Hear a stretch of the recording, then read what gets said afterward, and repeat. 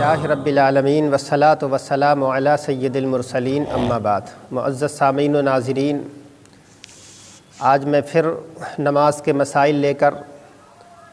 حاضر خدمت ہو گیا۔ چونکہ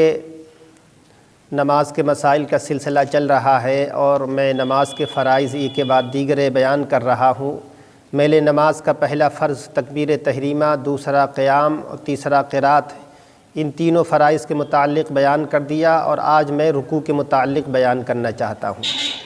کہ رکوع کس طریقے سے کرنا چاہیے، رکوع کی حالت میں کن کن باتوں کا خیال رکھنا ضروری ہے۔ دو تین مسئلے ہیں رکوع کے متعلق، وہ انشاءاللہ العزیز آج کی اس کلپ کے اندر میں بیان کروں گا۔ تو چلیے بغیر کسی تاخیر کے ویڈیو کو شروع کرتے ہیں۔ رکوع کہتے ہیں جھکنے کو، اور اس کا طریقہ یہ ہے کہ آپ کے ہاتھ گھٹنوں پر ایسی حالت میں ہو کہ گویا کہ آپ کی انگلیوں کا حلقہ ہو۔ آپ اپنی انگلیوں کا حلقہ بنا لیں گھٹنوں کا، اور آپ کی پیٹھ سیدھی ہو جائے، اتنی سیدھی کہ اگر اس کے اوپر پانی کا کوئی پیالہ یا کوئی گلاس بھر کے رکھ دیا جائے تو وہ ٹھہر جائے، گرنے نہ پائے۔ اس طریقے سے آپ کی پیٹھ سیدھی ہو جائے رکوع کی حالت میں۔ آپ کے ہاتھ تنے ہوئے ہونا چاہیے، اور آپ کے ہاتھ گھٹنوں کے اوپر ہوں، انگلیوں کا حلقہ آپ گھٹنوں کا بنا لیں، اور ہاتھ سیدھے رہیں، اور پیٹھ جو ہے وہ آپ کی اتنی سیدھی ہو کہ اس کے اوپر اگر پانی کا گلاس یا پیالہ بھر کے رکھ دیا جائے تو وہ ٹھہر جائے، گرنے نہ پائے۔ یہ رکوع کرنے کا طریقہ ہے، اور یہ مردوں کا طریقہ ہے، لیکن عورتوں کا طریقہ تھوڑا سا ہٹ کے ہے۔ وہ ان کا طریقہ یہ ہے کہ وہ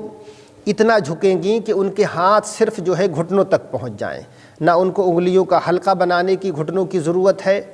اور نہ زور لگانے کی ضرورت ہے، بلکہ ان کی انگلیوں کو انہیں کشادہ رکھیں، کشادہ بھی نہ رکھیں، اور بس گھٹنوں تک ان کی انگلیاں پہنچ جائیں اور تھوڑا سا جھک جائیں۔ نہ ان کو پیٹھ کو سیدھا کرنے کی ضرورت ہے، غرض کہ ان کے ہاتھ بس گھٹنوں کے اوپر پہنچ جائیں، ہتھیلیاں اسی کے اوپر رکھ لیں اور ان گھٹنوں کو پکڑ لیں۔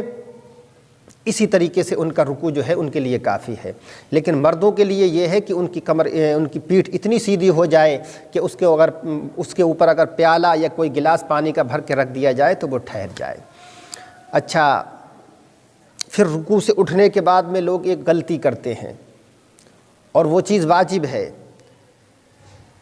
جس کو ہم قومہ بولتے ہیں، کہ آدمی رکوع سے اٹھنے کے بعد میں جب سیدھے کھڑا ہوتا ہے تو اس کو قومہ کہا جاتا ہے، اور علماء نے اس کو واجب قرار دیا ہے۔ 3 مرتبہ سبحان اللہ، 1 مرتبہ سبحان اللہ کہنے کی مقدار ٹھہرنا، رکوع سے اٹھنے کے بعد میں کھڑے ہونا، ہاتھوں کو چھوڑ دینا۔ کچھ لوگ جو ہیں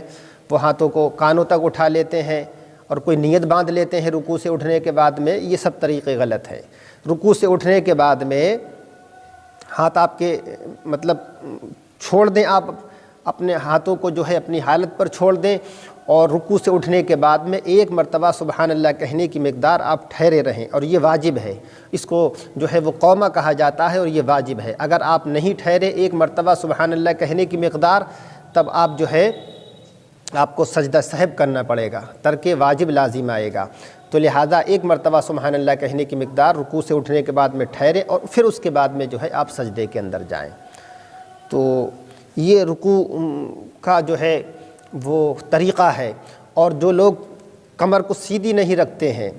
یا سجدے کے اندر جو ہے وہ کمر یا پیٹھ کو سیدھا نہیں کرتے ہیں، اللہ کے حبیب سید عالم صلی اللہ علیہ وسلم نے ان کے متعلق ارشاد فرمایا کہ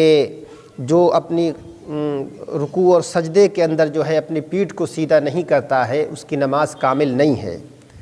سرکار فرماتے ہیں اس کی نماز کامل نہیں ہے، مکمل نہیں ہے، ناکافی ہے، کہ جو رکوع اور سجدے کے اندر اپنی پیٹھ کو سیدھی نہیں رکھتے ہیں۔ تو ہمیں چاہیے کہ ہم رکوع کے اندر جو ہے اس طریقے سے جھکیں کہ ہماری پیٹھ بالکل سیدھی ہو جائے، اور ہم جو ہے رکوع کے اندر جو ہے سبحان ربی العظیم، یہ 3 مرتبہ جو ہے وہ کہیں، سبحان ربی العظیم، سبحان ربی العظیم۔ اچھا، عظیم جو ہے اس کے اندر یہ زوئے ہے، عظیم جو ہے وہ زوئے سے آتا ہے،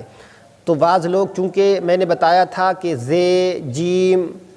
اور زال وغیرہ سب کے مخرج الگ الگ ہیں، اگر آپ نے زال کو زے کہہ دیا تو معنی الگ ہو جائے گا، زے کو زال بول دیا یا زوئے کو زال بول دیا تو سب کے معنی الگ الگ ہو جائیں گے۔ اسی طریقے سے کچھ لوگ جو ہے وہ عظیم کو عجیم بول دیتے ہیں، مطلب وہ زوئے، زال اور زے وغیرہ سے ناواقف ہے، ایک طریقے سے ان کے نزدیک سب جیم ہی ہے، تو وہ اس طریقے سے جو ہے وہ عظیم کو عجیم بول دیتے ہیں، اور صحیح طریقے سے چونکہ زوئے کا مخرج الگ ہے اس کو ادا نہیں کر پاتے ہیں۔ بعض لوگ مثلا عجیم تو نہیں بولتے ہیں لیکن عظیم بول دیتے ہیں، عظیم بول دیتے ہیں، مثلا زال کے ساتھ پڑھ دیتے ہیں، زے کے ساتھ پڑھ دیتے ہیں زوئے کو، تو ان کے لیے علماء نے فرمایا ہے کہ وہ اگر زوئے کو نہیں ادا کر سکتے ہیں تو وہ سبحان ربی العظیم کی جگہ سبحان ربی الکریم پڑھ دیں رکوع کے اندر، تب بھی ان کی نماز ہو جائے گی، کوئی فرق نہیں پڑے گا۔ اگر وہ زوئے کو ادا نہیں کر سکتے ہیں، سبحان ربی العظیم صحیح طریقے سے نہیں پڑھ سکتے ہیں، تو وہ رکوع کے اندر سبحان ربی الکریم پڑھ دیا کریں، اس طریقے سے ان کی نماز ہو جائے گی۔ تو یہ رکوع کا جو ہے وہ کرنے کا طریقہ میں نے آپ کو بتا دیا آج مختصر سے وقت کے اندر۔ پھر انشاءاللہ العزیز میں آپ کو